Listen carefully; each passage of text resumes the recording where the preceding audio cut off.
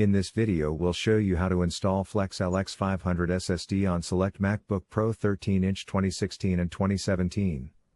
There are 6 pentalobe screws at the back of the MacBook cover. Remove them in pairs and keep them together as they are different sizes. Start with front 2, then move to the bottom corners and finally, 2 screws in the middle.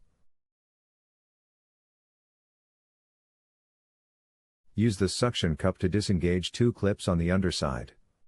Pull up gently to make sure clips don't get damaged.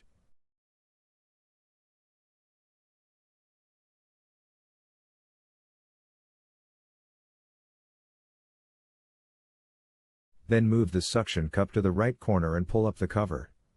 Insert the guitar pick between the cover and chassis and disengage hidden clips on the side. Do the same on the other side.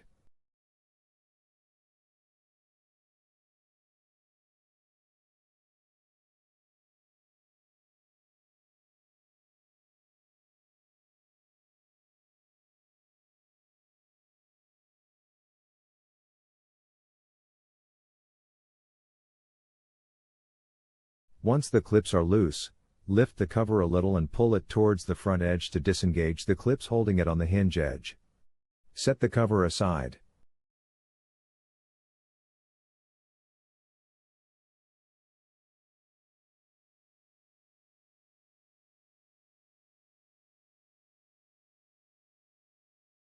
Now we need to remove the cover over the battery board. It should just peel off. Disconnect the battery data cable. Use a plastic pry tool to flip the locking mechanism upwards. Then slide the cable out of its socket. Finally, remove the battery power connector screw using a Torx T5 screwdriver. Now remove the original Apple SSD. Next, remove the 2 Torx 5 screws holding the SSD in place. Then, push the drive as far out of the socket as possible.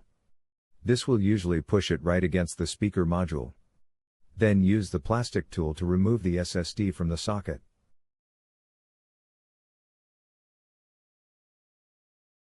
Slide the new SSD module into the socket. Ensure the notch on the SSD matches the gap on the SSD slot. Keep it as flat as possible when you insert it. Once in, push until the SSD is fully in the slot.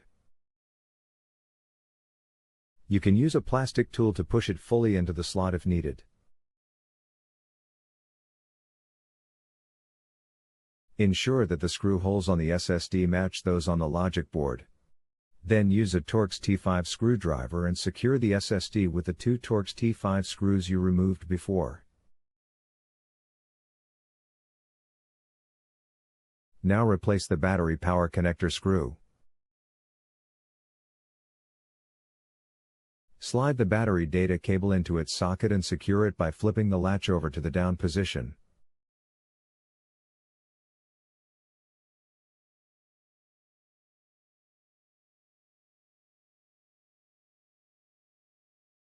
Set the battery board cover back to its place, and we are ready to close the back cover. You will notice a series of clips on the bottom of each side of the hinge edge. These clip to the corresponding clips on the chassis. Slide it back at a low angle for the clips to catch. Once the cover is in place on the hinge edge, push slightly in the middle and sides to ensure all clips are in place. You can now replace 6 screws to secure the back cover. Most of the new SSDs do not have an operating system installed. Therefore, when you turn your Mac on, you see the folder with the question mark because the computer has nothing to boot from. This is normal, and it is not the fault of the SSD. You need to boot into the recovery partitions and install the operating system. Turn the computer on and immediately press Command Option and R keys on your keyboard. This will boot you into the Apple Internet Recovery Partition utilities. You will see a globe spinning when starting to boot into Internet Recovery. You can release the Command Option R keys now. Connect to the Internet either via Wi-Fi or Ethernet cable. It may take time until the computer boots into the recovery partition, so please be patient.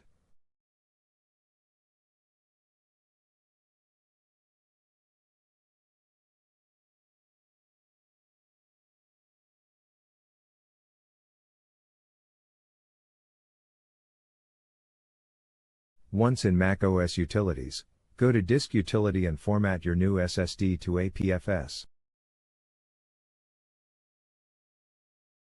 You can name your new SSD, for example, LX500 SSD or Mac Primary SSD. Then click Erase.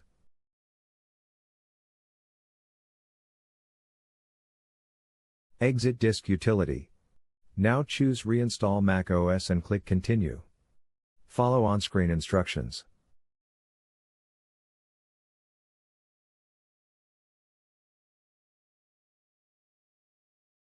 Select the drive where you want to install macOS.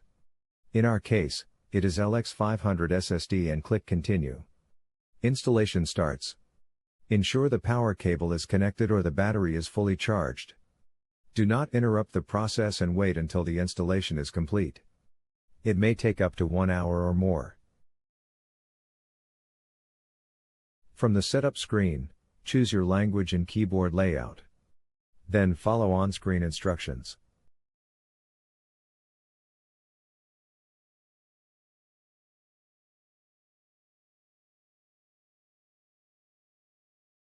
If you already have Apple ID, you can log in now. Otherwise, skip it and do it later.